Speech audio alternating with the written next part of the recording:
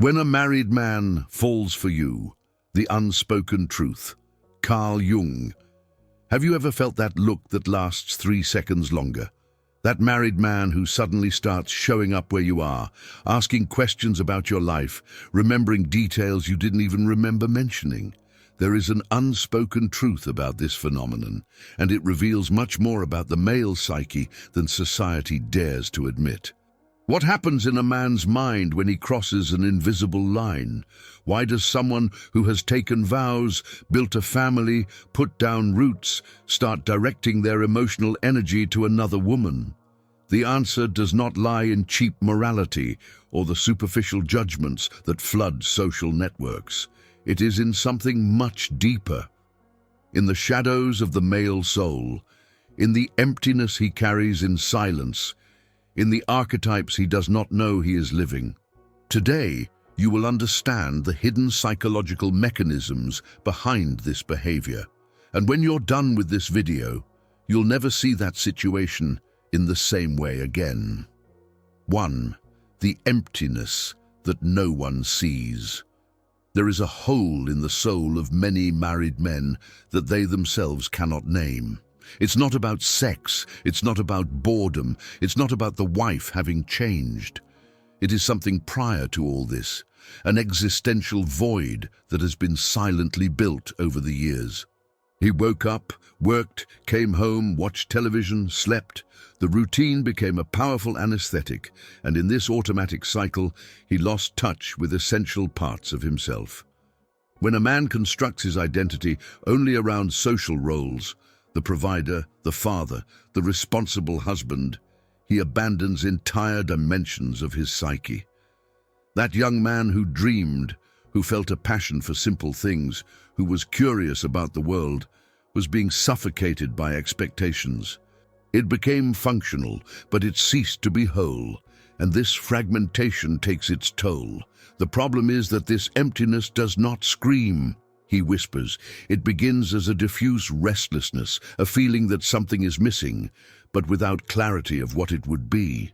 He looks at his life and sees everything that should make him happy: family, stability, comfort. But genuine satisfaction isn't there. There is a disconnect between what he has built and who he really is. This man is not consciously looking for another woman. He's looking for himself.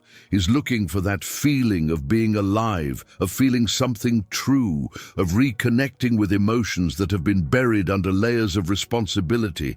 And when a woman comes along and, for some reason, awakens these dormant emotions, she becomes irresistible, not for who she is, but for what she makes him feel about himself. It becomes the mirror where he sees reflected the man he has ceased to be. In her presence, he's not just the tired provider. He becomes interesting, funny, seductive, alive.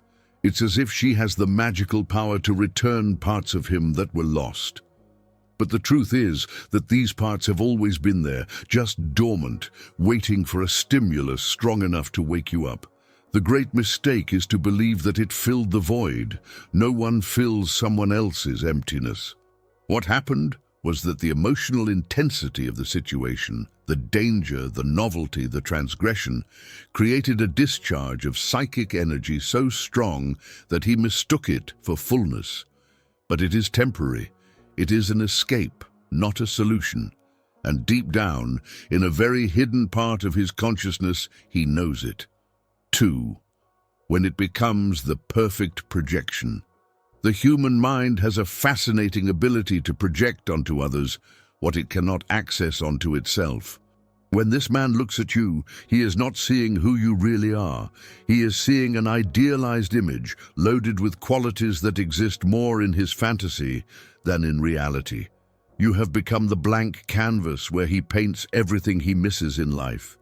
This woman who arouses his interest symbolically carries everything he lost or never had.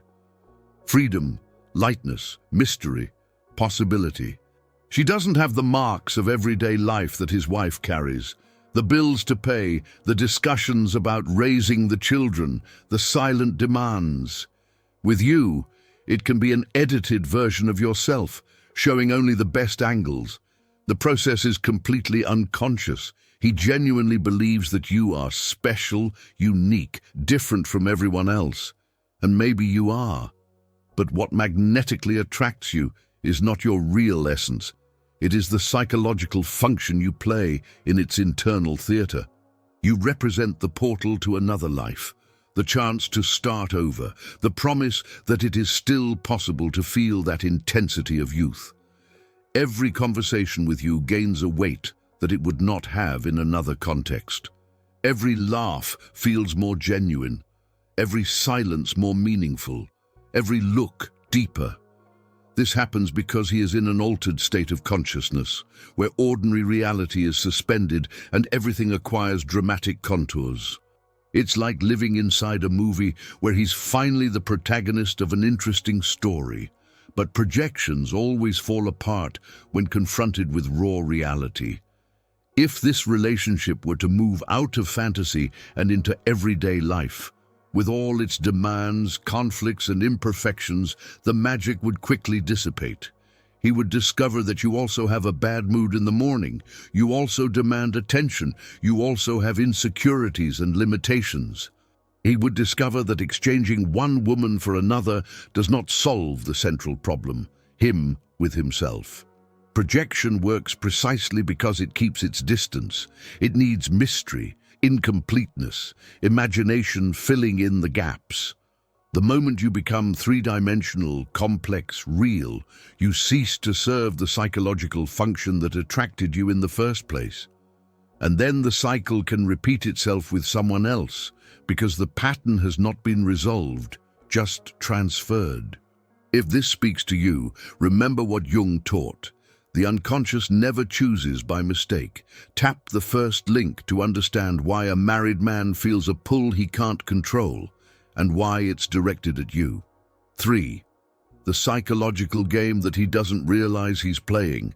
There is a theater going on behind the scenes of this man's consciousness, and he is simultaneously the main actor and the most deceived spectator. Every gesture, every message, every chance encounter that seems spontaneous is being orchestrated by psychological forces he is unaware of. He believes he is acting by free choice, but he is following an archetypal script older than civilization itself. The game begins with what seems like absolute innocence, a trivial conversation, a discreet compliment, a genuine interest in who you are. Nothing that can be explicitly questioned. He maintains this purposeful ambiguity, not because he is a conscious manipulator, but because he can explore the forbidden ground without taking responsibility for what he is doing. If confronted, he can always retreat to the justification that it was just friendship. This ambiguity serves a profound purpose. It allows him to experience transgression without the consequences of transgression. It is like being in two worlds simultaneously, the respectable married man and the seducer who arouses desire. He manages to keep his identity safe while flirting with the forbidden identity. And this precarious balance generates an excitement that he mistakes for genuine connection. The next move in the game involves creating emotional intimacy disguised as special trust. He shares frustrations about marriage, not as a direct complaint, but as selected vulnerability. It talks about feeling misunderstood, about having lost connection, about questioning life choices, and it does so in a way that invites you into the role of confidant, the only person who truly understands you. This strategy is powerful because it creates complicity. You feel special to have access to a side of him that no one else sees. He feels validated by encountering someone who doesn't judge him. And gradually, without realizing it, both built a private emotional space where the normal rules of reality don't apply. A secret space, loaded with tension and possibility. But here's what he doesn't realize. This game has fixed rules that always lead to the same fate. No matter how special he believes the situation to be, no matter how unique the connection seems, he's repeating a pattern that millions of men before him have repeated. The end is already written between the lines of the beginning, and the only variable is how long it will take before everyone involved realizes that they were reading the same book that thousands have read before. 4. The social mask and the real man. Every human being wears masks. It is impossible to live in society without them. These are the different roles we play depending on the context. Professional at work, loving at home, friendly with colleagues. The problem starts when the mask sticks to the face and the person forgets that there is a face underneath. When paper becomes total identity, suffocating everything that is authentic. That married man who is interested in you has probably built up a flawless mask over the years. To the outside world, he is the devoted husband, the present father, the competent professional.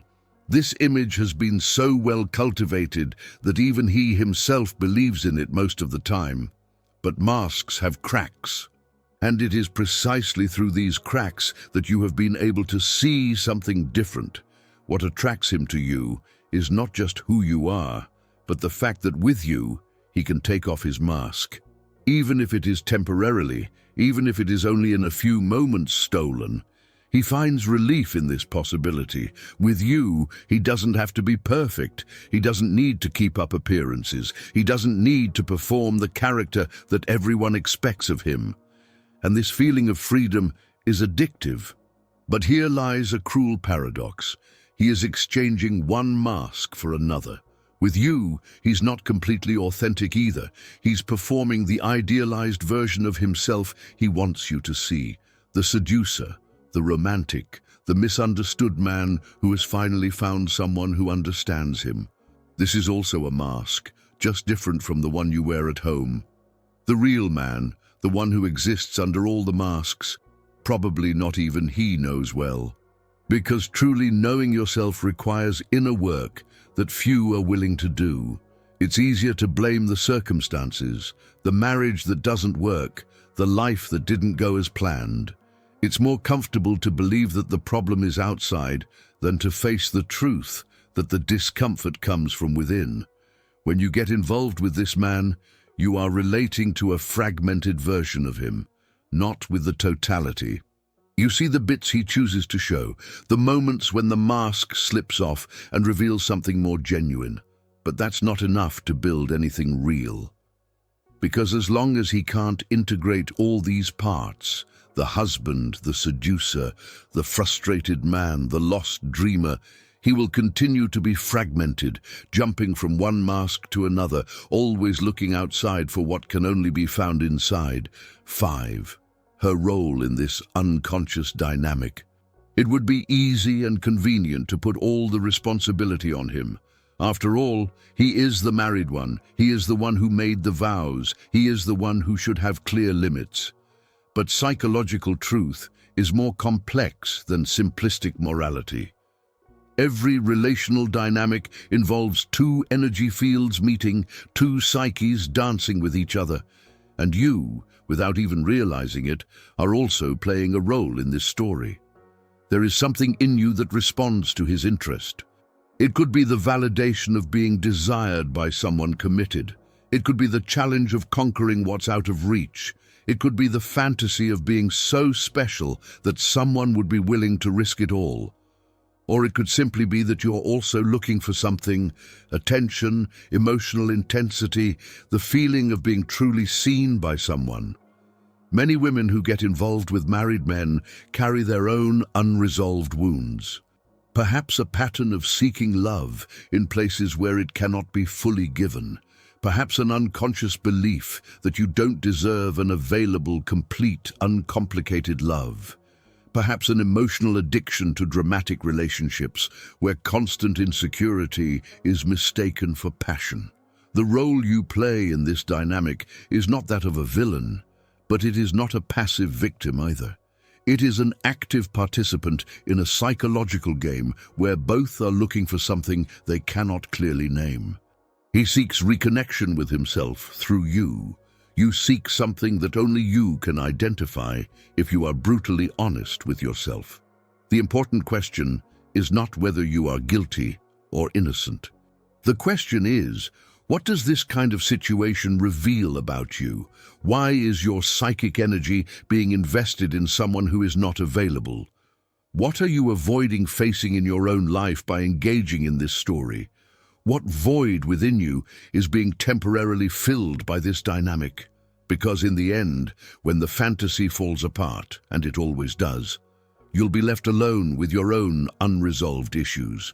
He will return to his life, to his family, to his comfort zone.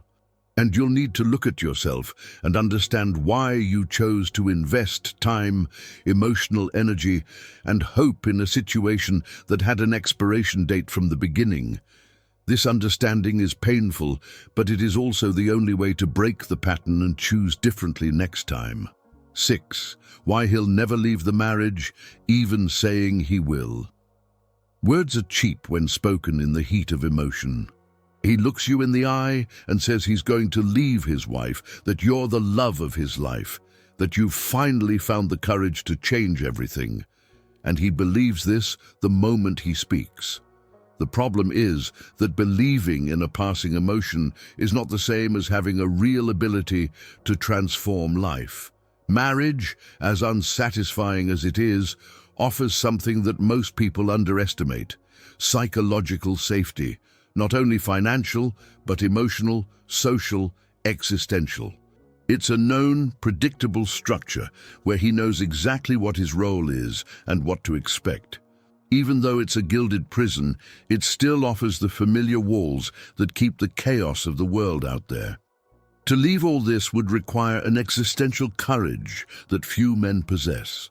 It would mean facing social judgment, disappointing children, destroying the image you have built of yourself, publicly admitting that you have failed. It would mean plunging into the complete unknown, with no guarantees, no safety net, and most men, when they reach the edge of this abyss, retreat. There's also the darker factor that no one likes to admit. Having both is emotionally convenient for him. Marriage offers stability, routine, the family he doesn't want to lose. You offer excitement, novelty, the feeling of being alive. Why would he choose one when he can, even if unsustainably have both? The cognitive dissonance is enormous, but the human mind is adept at rationalizing contradictions when they serve immediate interests. When the pressure mounts, when you demand definition, when the wife is suspicious, when the situation becomes untenable, that's when the truth comes out. He will choose the path of least resistance. He will find 1,000 justifications for not acting. His children are in a delicate phase. It is not the right time financially. He needs to solve some issues first. And these justifications never end, because there will always be a new excuse on the horizon. The brutal truth is that if he really wanted to get out of the marriage, he would have already left. Not for you, but for himself. Because no one who is genuinely unhappy and is clear about what they want stays in a situation for years on end. He remains because deep down, despite all the dissatisfaction, it still serves some psychological need of his. And as long as that's true, no external passion will be strong enough to make you turn the tables on your own life. 7. The invisible signs that you're the chosen one. Before any word is spoken, the body speaks.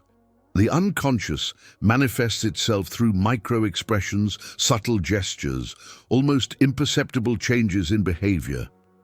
When you became the object of this man's interest, a series of signs began to appear, invisible to those who cannot read, obvious to those who understand the non-verbal language of desire and psychological projection. The first sign is frequent presence for no apparent reason. He starts showing up in the same places as you, starting a conversation about topics he knows you're interested in, finding excuses to start conversations. It's no coincidence, it's his psyche orchestrating opportunities for closeness. The unconscious energy seeks what it wants before the conscious mind even admits what is happening. Then comes selective attention. It remembers small details you mentioned weeks ago, question about that subject you casually commented on. Demonstrates genuine interest in your life in a way that goes beyond basic social education. This happens because you left the category of ordinary person and entered the category of significant figure in his emotional map. Eye contact changes completely. It's not just looking, it's penetrating. Those extra seconds where the gaze is sustained beyond the socially comfortable. The way he follows you with his eyes when you move through the environment. The way he swerves quickly when he's caught staring. All of this reveals that he is psychologically captured by the image he has built of you. Conversations start to have a subtext that wasn't there before. He gives compliments that seem innocent but carry insinuation. He creates situations of intimacy disguised as chance. He offers a ride, suggests having a coffee to discuss something about work, finds reasons to be alone. And it always maintains that ambiguity that allows denying any intention if confronted. But perhaps the most telling sign is the change he undergoes in your presence. The posture becomes different. The voice changes tone. He becomes a more animated version of himself. It's as if you have an invisible button that turns it on another frequency. That's because in her presence, he's not just being himself. He's performing the idealized version he wants you to see. And this performance requires energy, attention, total presence. When you became the chosen one, you became the gravitational center around which his energy orbits, even when he tries to disguise it. 8. The brutal truth that no one wants to accept. We have reached the point where all illusions must fall, where reality needs to be seen without the filters of fantasy, romanticism, denial. The brutal truth about this situation is simple and devastating. You are not special to him in the way you imagine you to be. You are functional. You serve a specific psychological purpose in his moment of life, but that purpose has nothing to do with who you really are. He doesn't love you. He loves what you stand for, what you make him feel about himself, the escape you offer from the reality he has built. When he says you're different from everyone else, he's right, but not for the reasons you want to believe. You are different because you do not yet carry the weight of shared reality, because you are still shrouded in the mystery of fantasy, because you still serve as a portal to another possible life. If by some miracle this relationship came to fruition, if he really left everything and stayed with you, an inevitable transformation would happen. In months, maybe a year or two, you would become exactly what his wife is today. The routine would arrive, the bills would need to be paid, conflicts would appear, their imperfections would be evident. And he would start looking at another woman with that same look that he once directed at you. Because the problem was never the wife, it was never marriage. It has always been him. It has always been his inability to do the inner work necessary to become whole. It has always been the cowardly escape from facing his own demons, projecting onto external women the responsibility of saving him from himself. And this pattern doesn't break simply by switching partners. It breaks when the person finally decides to look within. The truth that hurts the most is that you probably already knew all this deep down. From the beginning, there were flashing red lights, but you chose to ignore it because the fantasy was too seductive. The attention was too good. The feeling of being special was too addictive. And now he's here, having to confront the fact that he invested emotional energy in a story that had no future from the first chapter. But here is the only possible redemption from this brutal truth. It sets you free. When you stop deluding yourself, stop waiting for it to change, stop believing that you are the exception who will transform everything, you regain your power. You stop being held hostage to a situation that was never about you. And finally, you can ask the question that really matters. Why did I put myself in this position? What does this reveal about what I need to heal in myself? That answer, that yes, can change everything. Not the relationship with him, but the relationship with yourself. And in the end, it's the only one that really matters.